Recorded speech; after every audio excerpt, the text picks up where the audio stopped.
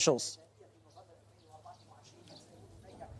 All right, thanks there to Obaid Hito for joining us from Tyre in Lebanon.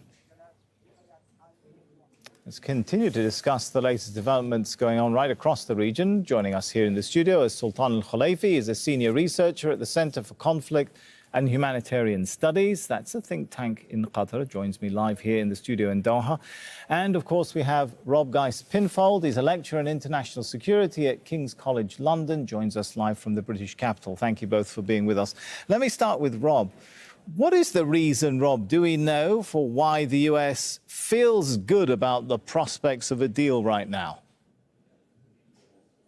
Well, we obviously don't know whether the US really does feel good about the prospects of a deal. Well, that's what Caroline Levitt says, at least.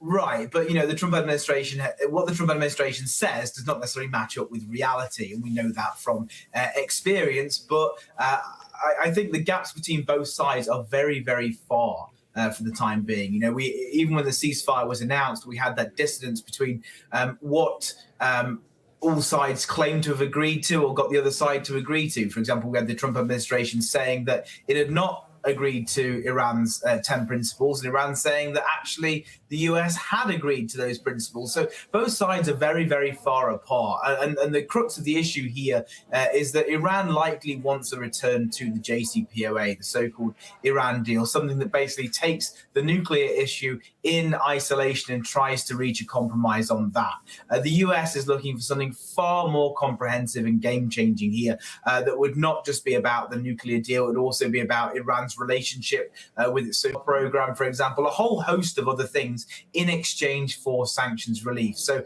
I would argue that short of any surprises, and that's not impossible given the Trump administration's proclivity, I should say, for surprises, short of a surprise, both sides still seem very, very far apart. We might see an extension of the ceasefire. Well, we'll come to that in a moment, Rob. But let me just take the first point that Rob is making here, Sultan. Rob doesn't sound too convinced that there is good prospects for a deal, that there's been a lot of change in positions of the parties. Yet we've seen the Pakistani delegation shuttling about between capitals, including here in the Gulf. How do you read that? Is an understanding coming together or not?